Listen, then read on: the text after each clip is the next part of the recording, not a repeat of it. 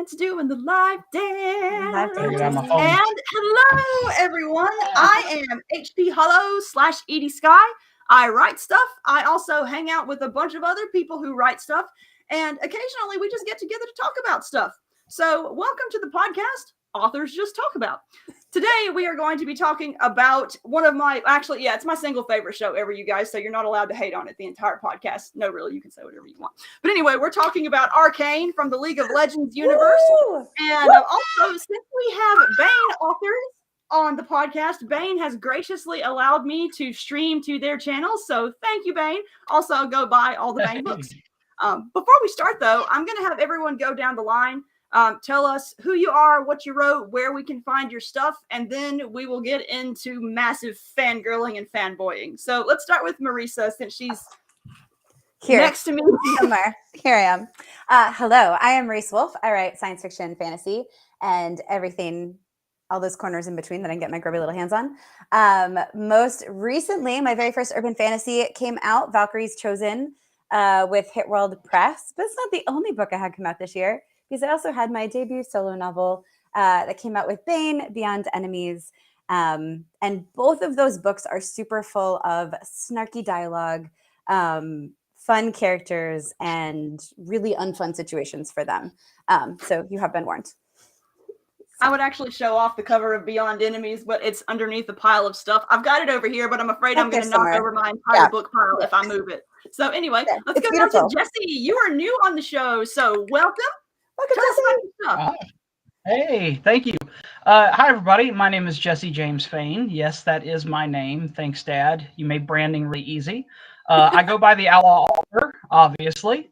I write mill sci-fi, urban fantasy, regular fantasy, pretty much every genre that I can squeeze a sword fight, fist fight, or gunfight into. I focus on martial tales and revenge tales. And anything that's got a lot of action, and that's me. You can find me at outlawauthor.com if you have an interest. All right, Melissa. Hey, I'm Melissa Olthoff. I write sci-fi, I write fantasy, and I always find a way to sneak in romance because I write what I love to read. I just had my first urban fantasy romance novel come out, and it was book 2 in Marisa Wolf's Valkyrie's Hit World series. I had a lot of other things come out this year, but that's the most recent one.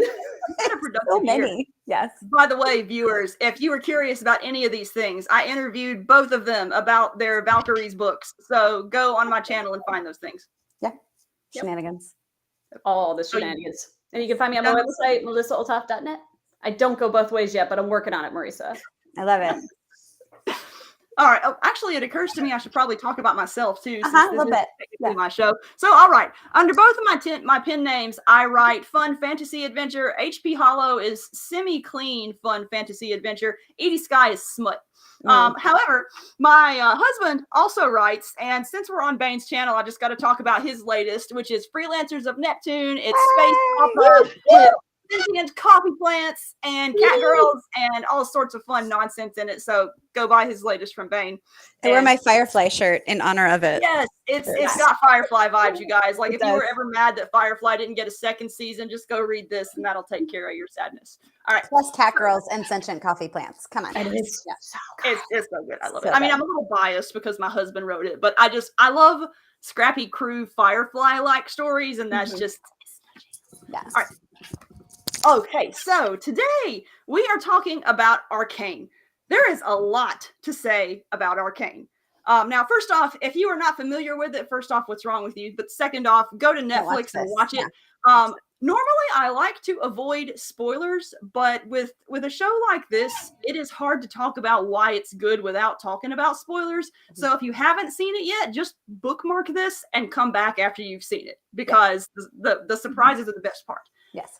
Now, for those who are not familiar with Arcane, I have 2 different descriptions of it. So you have the straightforward description, and basically, Arcane is ultimately the story of 2 sets of characters. One is from the privileged upper city of Piltover. The other is from the impoverished lower city that is trying to get itself recognized as Zaun.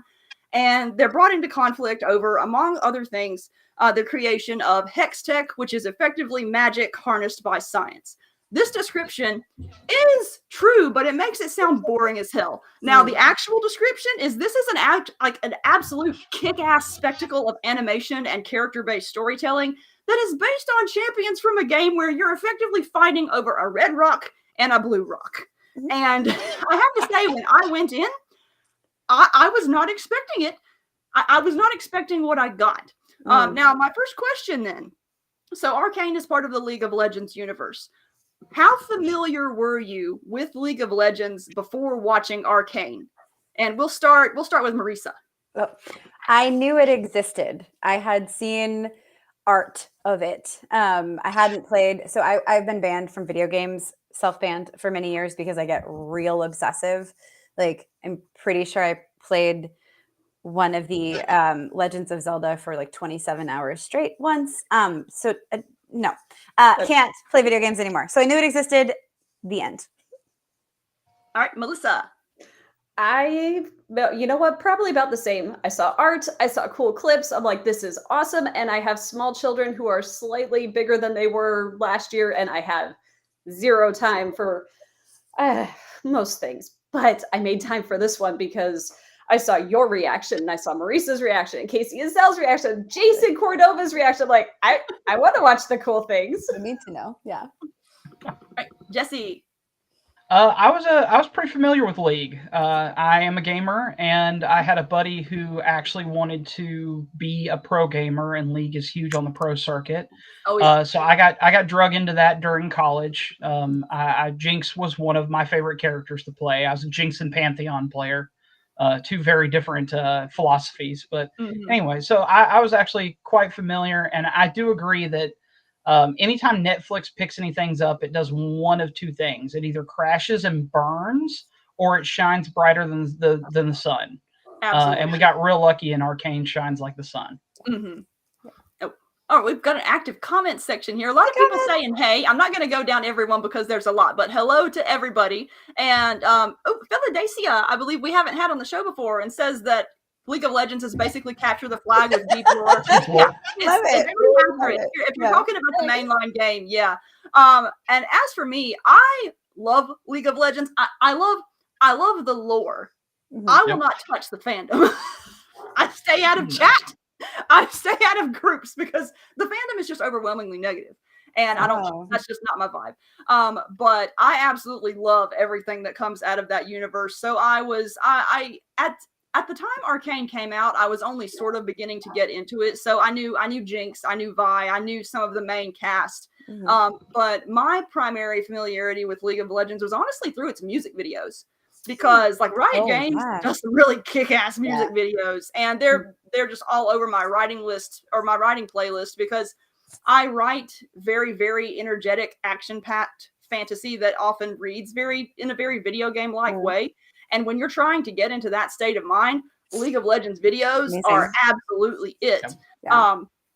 And then after Arcane came out, I got deeper into the lore of some other ones, but I was familiar, or when I say some other ones, I mean deeper lore, deeper other champions and whatnot. So when Arcane came out, I knew I was going to get something entertaining.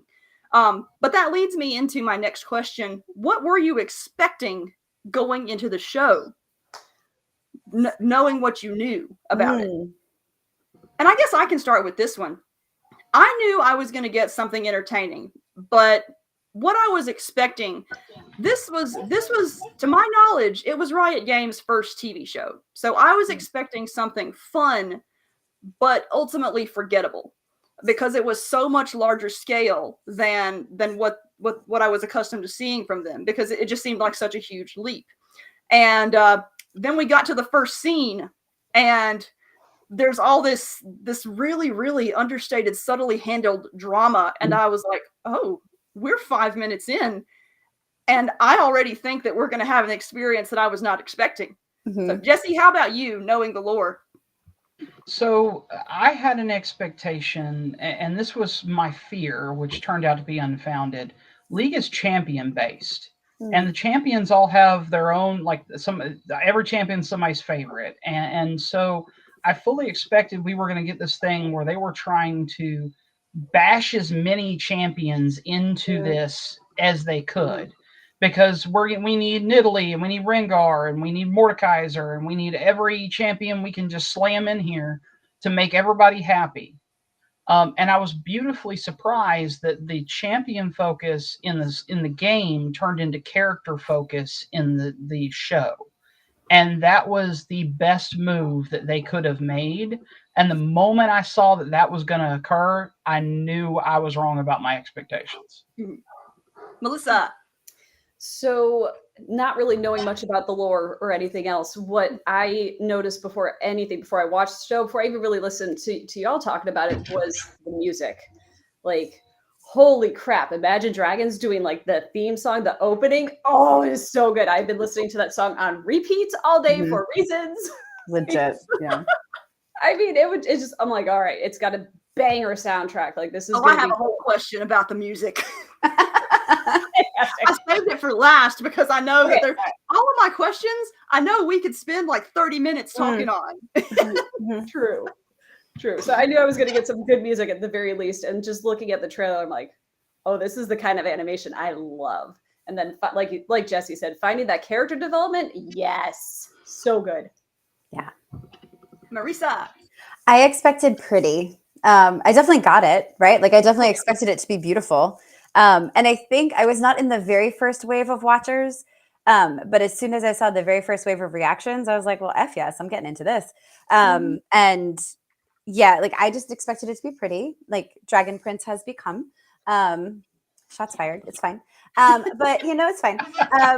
But that's what I expected. And I was ready for a new, pretty animated, actiony thing that some cool stuff would happen that I could be like, oh, maybe I can translate this to a book someday. Cool. I had no idea, and I can't wait till we talk about the character development. I had no idea what I was in for. Became immediately upset. Like before the end of the first episode, I think we paused it and we're like, "Are you seeing what We're watching all of it right now. Let's go." My husband and I had that exact same experience where we paused right after the first scene and just had to be like, "Did we just watch the same thing?" My bar just changed, and I'm now nervous, right? Oh, Like yeah. because it like shot through the roof, and I was like, "They can't maintain." Oh no. Oh yeah, You're right. They cannot maintain. They can't. I have to admit, it has me like the reason why I scheduled this podcast for right now is because season 2 comes out in 2 weeks, and I have to say that I am both like fairly excited, but also absolutely terrified because how are they gonna top season 1? Like, or at least maintain standard. I know it's like, yeah. I am. And honestly, like even if it's only half as good as season 1, it's still going to be a great thing. But I'm slightly like I may have slight fan anxiety about it. But now it's going to be awesome. It's going to be awesome. We're going to manifest this. It's going to be epic. Oh my god. Now it's good that you guys brought up characters because that's actually my next question. Now, though it has absolutely awesome action and animation and everything else, Arcane is ultimately a character-driven show, which I agree with Jesse. That's the thing that makes it soar. And so I have to ask, who's your favorite character first in general? Second, in terms of how they were written and their development. And then third, in terms of design. Because I feel like for a show like Arcane, I feel like asking who's your favorite character is just too broad because there are a lot of reasons why these characters work. So let's see here. Let's do Melissa first. That was a lot of if it makes it easier, we can pick multiple characters because I know it's hard. Thank you. Yes. It is very hard because I have like all of them in my head right now. But as far as like maybe the character I related the most to, it was Vi, like 100%. Like taking care of her little sister and trying to do the right things and take care of her little found family and everything, like, and how they handled what happened with her character. I know we can't really avoid spoilers, but I thought they handled her so freaking well. But Jace was also super interesting with how they developed his character, how they took him from a failed student nearly, to like the most important person in Piltover. That was a very cool arc to watch. And in terms of design, do you have a favorite character design? Echo. I love Echoes. Yeah, Echo's great. And I love all of them. Let's be real. Child is great, but grown up Echo, that was just such a cool design for him. I thought it was very catching. How about you, Jesse? So I'm a huge Jinx fan. I'm going to eventually have a whole tattoo like leg sleeve, and it's going to be all comic and video game ladies. And so, Laura Croft, Wonder Woman, characters like that. Jinx will work her way in. So Jinx still remains my favorite. But I really love the injection of Xander and Silco, who are not characters from the video game. They're not champions. Though I think Xander may, with the way he was injected, somehow either become Lilith or Mundo. If the season 2 trailers are any indication, he is a champion. Yeah. So I think he's going to get turned into one of the champions that we know. But that's what I think makes the show is we now have and these characters that are not part of the story, that are not part of what we knew before, but are wonderful. Silco's a fantastic villain. Oh yeah, seriously. And Xander, one of the best villains ever. I agree. So good. And then I'm interested with Jace because the Jace I know in the game, I hate.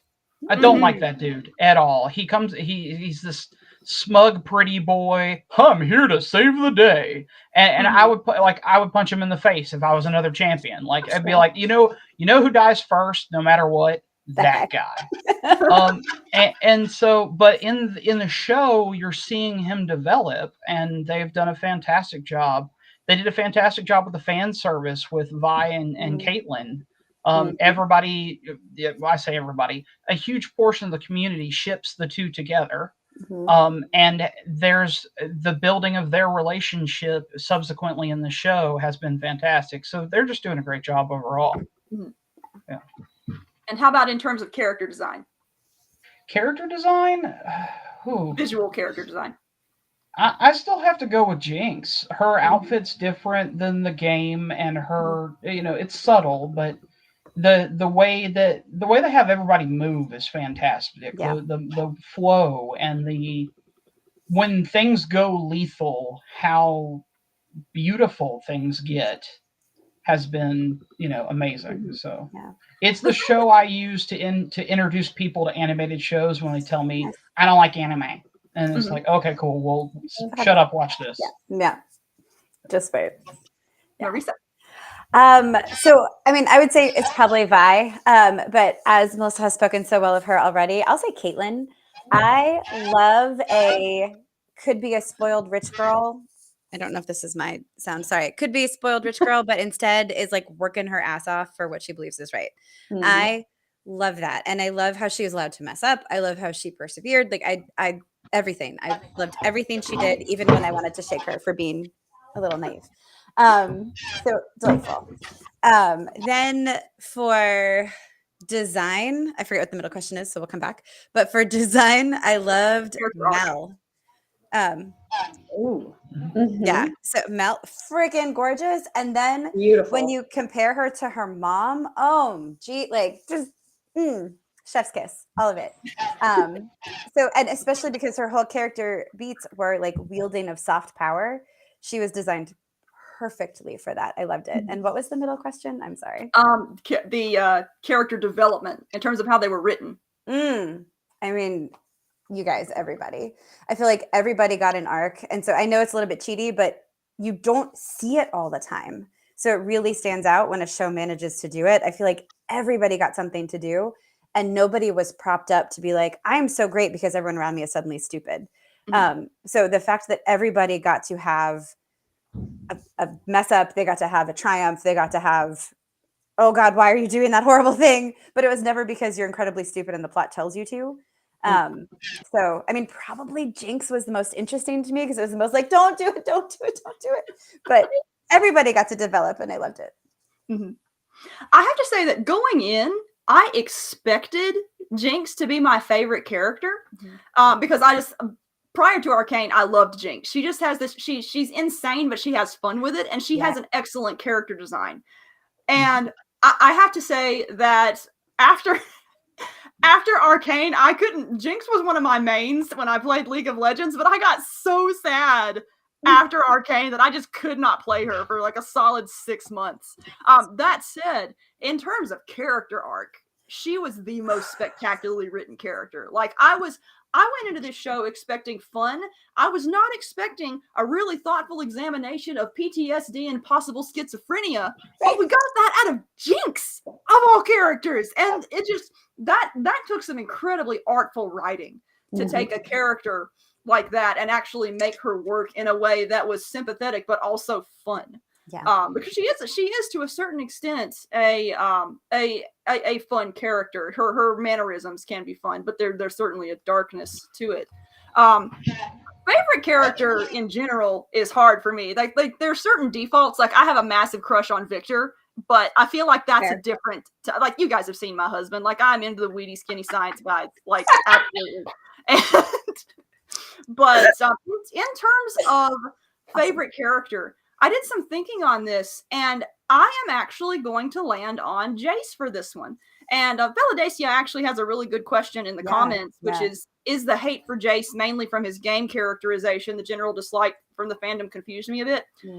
This conflict is one of the things that made him my favorite character, because in the game, he's an absolute dick. Like he is not a likable character. Right. He and Victor have this rivalry that is just they are arch enemies, and it's not Jace is not a character that I really cared about in game, though I do find his character fun to play.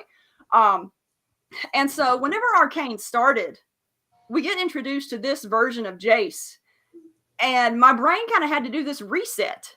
And it's like, what kind of character are we getting? Are they just making up new canon? Like what are they doing here?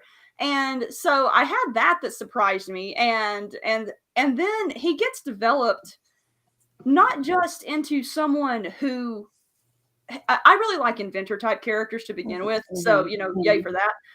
But he gets developed into someone who comes into power and who wants to do good, but is also very naive about it. And he's idealistic, but doesn't realize that he's idealistic to a fault. And I really like that really complicated aspect of his character, because I mean, he's to a certain extent, he's the man of progress. He accomplishes really great things, but he also unwittingly causes some significant problems with his idealism. And I just think that's super cool. Now, in terms of design, I love Mel. Like, Mel is one of the most gorgeous designs I've ever seen. Same. And to be honest, like, everyone in this show is well designed. Even background characters are well designed. Everything in it looks like it has a story, even if you're not privy to that story. And it's just, But anyway, for Validacia, I think a lot of the hate for Jace is primarily from his in-game characterization. 100%. 100% agree. All right. Now, Arcane, I think, has become widely regarded as an example of really stellar TV writing, and we're talking animated or otherwise. Like, for me, it is, for various reasons, it is my favorite show. I consider it one of the best ever written. Now, I'm also an animation nerd, so that factors into. But according to you, what makes Arcane work so well? And then, alternatively, what would you change about it, or what did you want to see more of? And let's see, who's going to go first this time? Let's say Marisa. Okay. So one of the things that I have talked about before when the show first came out, one of the things they do incredibly well that sets them apart is because there isn't just one woman, the female characters don't have to be the representation of all women. And therefore, they can be fully rounded characters that fuck up in their own way, that succeed in their own way, and that don't need the men around them to be terrible in order to be great. I feel like I watched the show right around the same time I watched the new He-Man, which does not manage to hit those beats because it's rare, right? I feel like it's incredibly rare, unfortunately, for multiple reasons. But Arcane did an incredible job with it. And they also did an incredible job with their male characters. They weren't just there to be pretty. They weren't just there to be tough. They weren't just there. They all had, like I said this before, but they all had arcs. They were all able to succeed in ways that made sense to their character. The mistakes they made weren't like, you now have the dumb stick for this episode so that you can do the stupid shit. so everybody can look smart getting you out of this. Everything made sense when they messed up. And because it's a plot driven, I think Nick said this in the comments, character driven anything is better than plot driven as far as I'm concerned. And you have these amazing, and I fully agree with him. You have these amazing characters and you're basically letting them run rampant through the tale of two cities. And it's freaking amazing because havoc ensues. And it was just incredibly impressive to watch. I binged it, I think, right away after we watched it the first time. And I will probably watch it again right before we go into season 2 because I can't right now. I need, it's 2 weeks. It's too long. So that's it. Jesse, how about you? I would not change much. Just being frank, I think that they have managed to. I wouldn't want to mess with the formula. Like I said, my expectations were not very good going into this. I think that the character-driven success needs to continue. And as they introduce more characters, they need to continue that. I would speed up if we are heading to the characters that we know. I would speed up Jace and Victor just a little bit. Victor and Jace don't resemble anything of what we see in the games either way. They're both terrible. I hate both of them. But if in the game, no, not in the show. They're still developing, and I can see how Jace and Victor both get to who they are in the game, which is a beautiful thing. But it's the only piece of the puzzle I feel like is being backgrounded a little bit. That insinged place in this whole thing because he's literally he shows up, he throws in a wacky chemical, and then he I don't know how used your audience is to this. He F's off. Yeah. So it's like, here's your wrench, bye. And then all of a sudden he'll pop up talking to somebody else and being like, yes, you should inject my absolutely insane serum again. Absolutely, please. Yes. And he's gone again. I feel like that is something that's going to be expanded on in season 2, though, because I'm one of those people where whenever a new season 2 trailer comes out, I put it in my eyeballs and then watch it a million times. And I have noticed that in the advertisements, certain characters are missing. And the advertising for Arcane, Arcane in general is so smart, and the advertising is so well done that it's like, oh, I know they're holding something back for us to discover in the show. Right. And so it makes me super excited for certain characters. And I know I'm going to be sad, but also super excited. Yes. Right. Melissa. So, one, I think this is super fascinating how, my view of Jace is 100% opposite of Jesse's, because I came into this with no prior knowledge of this character. I'm like, oh my God, he's amazing. And he's pretty, which I am who I am. I'm not sad about that. I mean, it helps. Yeah, it helps. I'm not sad. I am who I am. But I think one thing that they do so well is everything. And by that, I mean, they balanced it so freaking well. You have the music, you have the visuals, the rapid switch that they'll do, the battle between Jinx and Echo. Oh my God. I watched that 5 times in a row because I'm like, this is amazing. Yeah. They're flashing back to them being kids with cool visuals of toys and games, and they're fighting to the death. It was so well done. Add in all the characterization and the character arcs and the development and the design, and it is no wonder that all of us are like, this is the best thing ever, because it really, really nailed all of those key beats that we'd like to see in any show, let alone an animated show. As far as what I would like to see more of, I would like a 3rd season. Is that something we can have? I know we only get, season 2. I know, 6 seasons in a movie. Let's go. Final season. I want a movie. Yes. But it's my understanding that they're wrapping up this storyline so that they can make Arcane style shows about other regions of Runeterra is what I mean. Or other movies, because there's a bunch of stuff in the works as I understand it. Interesting. I'm not sad. Yeah, there's huge sections of the Runeterra lore that if you enjoy these character balances, there's other characters that enjoy something very similar. There's Misfortune and Gangplank, who are literally incessantly trying to kill each other. There's an entire dark bayou town that has Right. all kinds of crazy critters. There's cute, there's badass, there's everything in between. Oh yeah, 1,000 other awesome female characters. So there's a lot to do.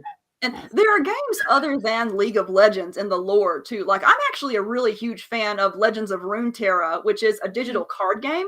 And I love card games to begin with. But if you really like League of Legends for the art and for the lore, that is the best way to experience it. Because it just emphasizes those things. And you mentioned Gangplank and Misfortune. There's another game that came out. I think it's is it the Ruined King? I can't remember. Yeah, Anyway, the Ruined King game. It was like God, why am I having such a hard time? It's like some of the older Final Fantasies almost. It was a turn-based so much fun. RPG. Like there are so many other corners of this universe and so many fun ways to explore it. Did you actually finish your answer, Melissa? I can't remember. Yes. Okay. As for me, what makes it so good? I agree with everything everyone has said.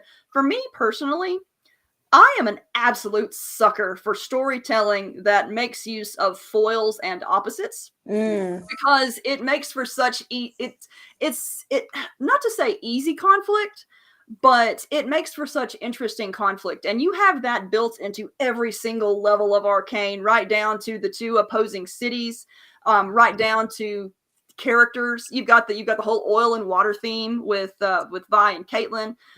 You've got just it's all over the place. You've got Vonder and Silco. You've got there's so much clever use of opposites.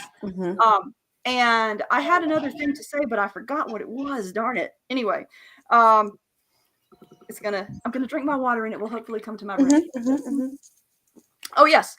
Another thing that really won me over was there are certain storytelling techniques that I absolutely hate, but Arcane did them well. And one that I absolutely hate is misunderstanding or plot twists that happen because, oh my gosh, somebody didn't talk to somebody. And Arcane creates the illusion of that happening because you do have a lot of things that a lot of the plot revolves around, oh, someone doesn't know something that would change the plot. But the way Arcane handles it is these characters don't know these things because things are happening too fast around them for them to get that information. And very often it's very traumatic stuff that's happening around them. And that makes that trope really, really work. And I just love the show for that. Now, as for things I would change, there's actually not a whole lot that I would change, except there is one scene that made me so mad. It ended up inspiring like a lot of my writing that hasn't released yet. And so here's what I put up here is that, okay, so, remember earlier I said that in the world of Arcane, in this setting, the world is so designed so that even minor characters feel like they have a story that you're just not privy to. We get to the character of Skye Young, who only appears in a few little scenes. The main scene that she's in is when Victor is messing with the Hex Core, and she comes up, and she's got her little inspiration speech going on.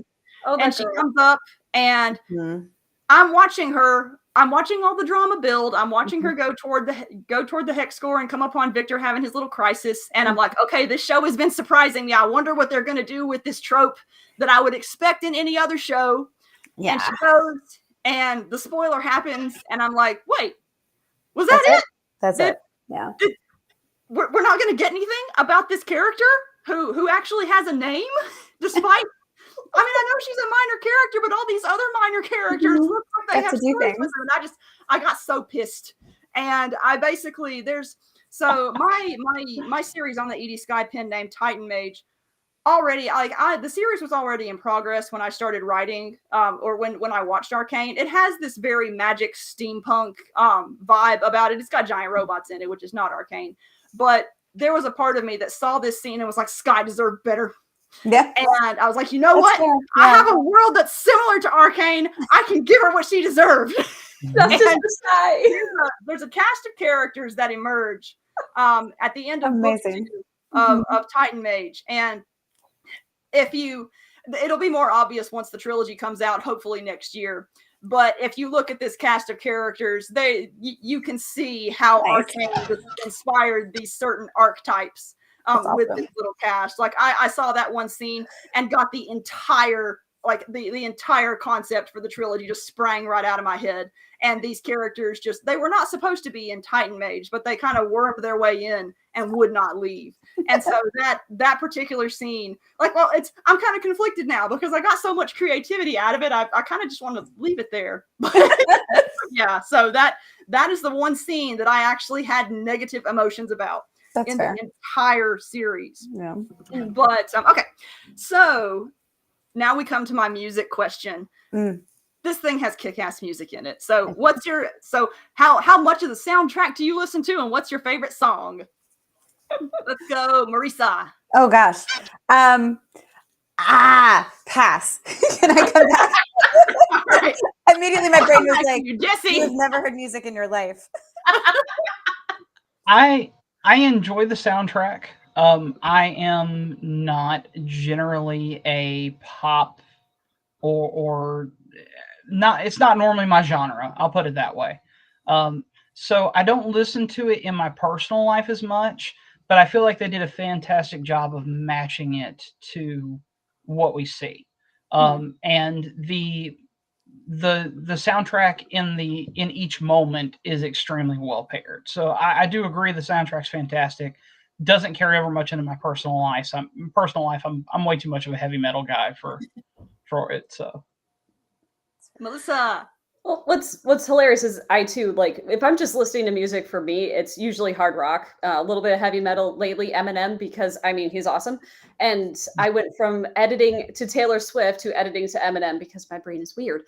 But when I'm writing, this is the kind of music I love, because one, Imagine Dragons are already a fan. So when I heard that song, or the mashup of like Enemy and Warriors, I'm like, oh my God, this is amazing. The rest of the soundtrack, like, I will listen to is like, if I just need some good background music while I'm, just cranking out some words. I love it. Yeah. So I don't. Did you come up with one, Marisa? I did. I did have to Google and kind of remind myself of what the songs were, but my brain started going, oh yeah. Girl, it's fine. It's fine, right? This is who I am as a person. So I forget to listen to music all the time, and then something will happen. So I am currently obsessed with Agatha All Along. I have no shame about this. And they do an amazing, amazing job with their closing song. And I just recently discovered Billie Eilish because of this. I know everybody knows who she is. I am very late to the game. But her You Should See Me in a Crown has been playing nonstop in my house. And I knew there was a song from Arcane that I did that to, and I couldn't remember. And I think it was actually Misfit Toys. Oh, yeah. Pusha T. And I just pulled up the lyrics and I was like, oh yeah, I listened to that for like a week solid. And then I haven't listened to it since. So clearly that's going to join Billy tomorrow. But so I loved that one. But like Jesse said, it's their use, right? Like, these songs are great and they're badass on their own, but their use in the scene is so incredibly powerful. And because I haven't rewatched it in probably a year, it wasn't top of mind until I started scrolling, and it instantly brought back both the scenes and the songs. And that's, it's great when that happens. So yeah. Well, there are in fact 4 different soundtracks to this show. Like there are like 3. There are 3 instrumental soundtracks as well, and I own all of them and listen to them an insane amount. But in terms of, I agree with all of you that the songs are poppy but well placed. Well, poppy is the wrong word because they're not necessarily all pop. But they are really, really well used for the scenes that they're in. But I have to say that there was one day I was cleaning house and the windows in my house were open, and I'm pretty sure my entire neighborhood heard Dynasties and Dystopia, the scene that played in the Echo versus Jinx fight. Yes. I'm pretty sure my entire neighborhood heard that for 6 hours straight. I do not apologize because it's a banger. But yeah, that's one. Yeah. I have a playlist that is literally titled Songs We Do Not Skip, and the entire Arcane soundtrack is on it. But it's like, if I ever come to them in shuffle, it's like, if it's an Arcane song, yeah. But Philadelphia is in the comments again. I keep highlighting Philadelphia, but you're making some good comments. I need to give everybody else some attention here. But Ray Chin, the violinist who is behind some of the most iconic themes, like I find that I have there certain music I have just certain visceral reactions to at this point. There's one bit that not in Arcane, but I tend to call it the Pixar piano, where there's Pixar movies always have, or at least formerly, always had this really, really sad, like, piano theme that would happen. And every single time I heard a piano that even somewhat sounded like the Pixar piano, it was just automatic sad. And every time I hear anything that sounds remotely like Ray Chin, I get this weird combination of dread and excitement because of Arcane. That's what's going to happen. That's one thing that I feel like Arcane really, really embodies, because there are certain things that happen where when you're a fan of the games and know what to look for, it's like, oh yeah, I get to see this really exciting thing. And then you see how it's being used inside the show. And it's like, oh no. And the most iconic example is the very end of season 1, where Jinx brings out the massive gun and fires it. And the gameplay, like the gamer in me was like, oh my gosh, she's using her ult. Yes, fan service. And then I look at where it's happening in terms of the story, and it's like, oh no. Oh no. No. It's just, yeah. But I'm going to go back up to the comments, give a little love to all the people who've been watching. William says that I feel like the Ruined King is so underrated. One of my favorite games ever. It's really, really a great game, you guys. It's so fun. And it's so accessible even to people who are not familiar with the who are not familiar with the lore. Let's see here. Let's see. There are a lot of comments. And John Aldridge is in here saying, we dig giant robots. Thank you, John. He's one of my Skye readers, one of my Titan readers, and or Titan Mage readers. And let's see here. There's a lot. I'm going to continue the questions. All right. So next question. And this is kind of an important one. What did you watch to get over your Arcane hangover? Because I had this period where I was like, no, what can I possibly watch that's going to be as good as this? What ended up... Do you have a show that is kind of your Arcane supplement? I got one. Okay, Melissa. One Piece. Oh, nice. My gosh. The live action One Piece is my joy. That show is so ridiculous and over the top and just full of hope and joy. And that ending song at the the barrel scene. I'm a very casual One Piece fan. Like I love the anime, I love the manga, and so I'm not as deeply into it as some are. And but that show was so well made that when I knew enough to recognize the fan service, and I cried at the end. I was so happy because they did the cast off ceremony. They worked We Are into the orchestral theme, and it was just, oh my gosh. Like Jacob looked over me when we got to that scene, and he was like, are you okay? Like, no. But yeah, it's one of those Netflix shows, Jesse, that you mentioned, where Netflix is either hot trash or something excellent, and One Piece is absolutely one of the excellent ones. That's a really good one to mention. Yeah. Nice. Speaking of Jesse, how about you? What was your follow-up? So it's hard for me to remember exactly at the time because I watched it pretty much when it came out. But a big one for me, especially if we're sticking with Netflix, would be the Cyberpunk series, Edge Runners. Oh, yeah. I love that world and that setup. I played Shadowrun in college, which is basically Cyberpunk and Magic mixed together. Yes. And so I love the chromed out whole setup. It is incredibly sad. There are no happy endings in Night City.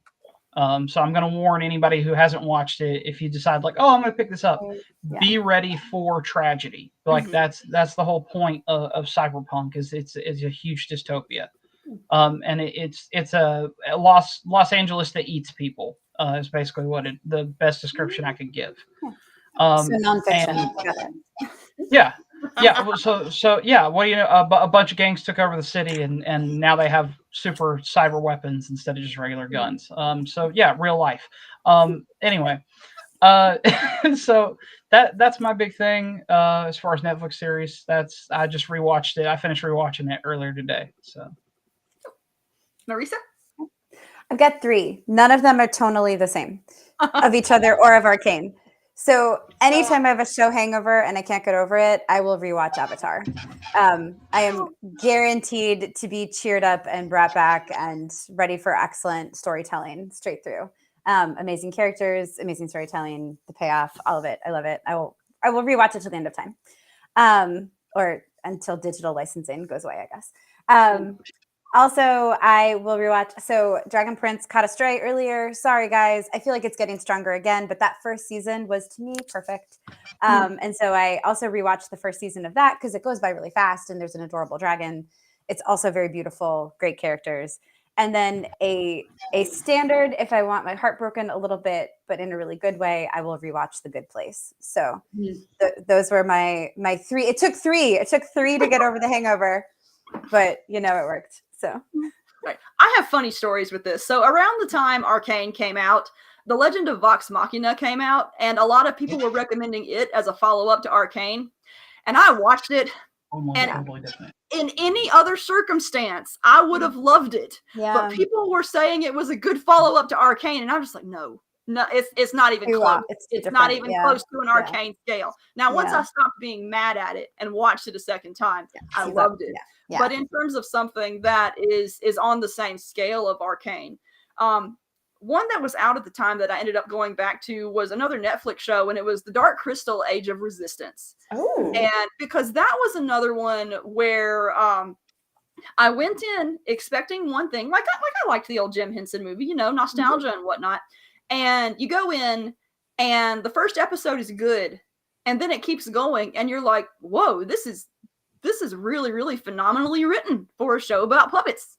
And it hit a lot of the same notes as Arcane did in terms of its classy storytelling, and also how unexpectedly emotionally dark and affecting it could be. Like it is a really spectacularly done show, and I was not expecting any of that, in much the same way I wasn't expecting much from Arcane. Now this actually released after Arcane, and it is a series that I think actually deserves its comparisons to Arcane, but Blue Eye Samurai is the closest comparison that I've come to, because it hits a lot of similar mature storytelling notes as Arcane. There are some flaws in it. There's some pacing issues that I really there's one episode in particular that I really didn't like because it felt like it was from a different show. But on every other level, it felt like it was striking a lot of those same notes. And so Blue Eye Samurai is definitely another of my favorites. And it's on my list, so it's good to hear. Oh, it's really good. Nice. And well, we are close to the top of the hour, so I'm going to start wrapping us up. So again, everyone, thank you for joining me. This is a whole lot of fun. Thank you, everyone in the comments. We had a really huge crowd this time around. And so again, before we close, though, I'm going to have everybody say who you are, what your latest book is, and if you're going to be at any conventions or anything soon so people can meet you. Leave that off too, or not leave that off. Say the words. Say the thing. It's a mystery. We will wrap it up. So let's start with Melissa this time. Okay, my latest release was Shadows May Fall, urban fantasy romance, snarky characters, slow burn enemies to lovers. And ladies, the main male character looks like Dean Winchester. Not sad. Yeah. So happy. I am done for this calendar year with conventions. The next one I am for sure going to is going to be Jordan Con in Atlanta with Marisa in April. TBD on MarsCon. That is always dependent on my amazing husband's schedule, so we will see. But other than that, you can find me online, always on Facebook, Instagram, because I'm having all the fun with Reels. All the fun. And on my website, melissaolthoff.net. Jesse? For conventions, I'm also done for the calendar year. There's con possible in February. I'll be there. If you're going to an Atlanta convention, you're probably going to see me. If I can swing it, I'm going to be there. I'm a North Georgia kid, so I try to make all the local ones. I will be at Jordan Con. So, find me in the crowd somewhere there, hanging around somebody else's booth. I don't have enough books yet for my own. My latest release is called Children of Fire. It is in Contested Landing from Three Ravens Publishing. Similar to what HP did, I watched Starship Troopers over again and wanted to give Rico and Dizzy a second chance. Heck yes. I am so Heck yes. Yeah. I'm in. So it's Halo ODST style drop troopers fighting Lovecraftian horrors on a Dr. Seuss planet. What? title of this again? Because I need that. Yes. Yes. So the antho is Contested Landing, Okay. and the story is called Children of Fire. Okay, I'm looking that sounds up. fantastic. I like that combination of words. All of those things are good to me. Yes. I'll hopefully have some more releases soon. I have some sold stories that are just waiting on publisher stuff that we all know. And you can find me at outlawauthor.com. You can find me by Jesse James Fain on any of the socials, except for Twitter, which is Jesse James Books, because for some wild reason my name was taken. Yeah. So, and hit me up, check the post out, see what we got going on. I'm on Substack as well. So Outlaw Author on Substack. Nice. Marisa. Yeah, you can find me at JordanCon next year. I think there will be other cons, but that one's for sure. On the internet streets, you can find me at marisawolf.net or marisawolf.com. Melissa already told my joke, and it's amazing still. I go both ways. It's a joke. It's not a joke. It's fine. You can also follow me on Instagram if you like. It's at bookdogs, because books, dogs, that's what you get. My most recent book, urban fantasy, snarky by disaster. Bryn, who has no time for love, but lots of time to appreciate it. And it's rough out there for a girl. So you can follow her adventures in Valkyrie's Chosen, and then ongoing as she leads a whole team, despite her disaster nature, follows through Melissa's book. But if you'd rather the classic tale of a girl in her tank, age-old story, real big archetype. Tale as old as time. Tale as old as time. Then you want Beyond Enemies, Talon and Bee, and all the shit they need to burn down. So. Yes. All right. As for me, for my HP Holo stuff and for my husband's stuff, you can find that at holowriting.com. For my Edie Skye stuff, you can find that at edieskye.com. As for conventions, my schedule's still very tentative, but I am not going to be at JordanCon, but I will be at MarsCon in January. However, tomorrow I actually have a signing in Spartanburg, South Carolina at the Tangled Web comic shop. It's going to be me, Jacob, Jason Cordova, and David Weber. And we are just going to be having a panel starting at 2, and then we're just going to be talking about author stuff for an hour, and then afterward we're going to have 2 hours where we sign and just hang out with people. So again, that's the Tangled Web comic shop, Spartanburg, South Carolina. It's going to be a whole lot of fun. But in terms of recent releases, I'm going to hawk my husband's book again. It's from Fain. It's got cat girls in it and space adventure. You should read it. Yeah. And yes, that's all I got. So thank you again, everybody, for joining me. This was super, super fun. Thanks to all the viewers. And we will see you guys next time. I have a question. Do we have time for a question? By the way, thank you again for Fain for I forgot to say it. Thanks to Fain for letting me stream to your channels, because you're awesome. Go buy Fain books. All right. Bye. Wait, okay, bye. Then I have a question. Oh, what? We don't have to end right now. What was your question? Okay. My question is, after the season comes out, can we come back again and talk about season 2? Yes, absolutely. Okay. Yes. I'm slightly nervous because I don't know what kind of emotions I'm going to have about it. I know. It's going to be so great. We will have all sorts of big emotions about it after it finishes. Yes. It releases over the course of November. So sometime in December. There we go. We will End of year. Return. End of year. All right. The return. Okay. So watch this channel, you guys. Sometime in December, we will be back to either laugh or cry or do all the things. Yes, could be both. All right. Any other questions? Any other? Yeah. Okay. All right. Thank you again, guys, for watching. Thank you to Fain for letting me stream to your channels. And everybody, have a good night.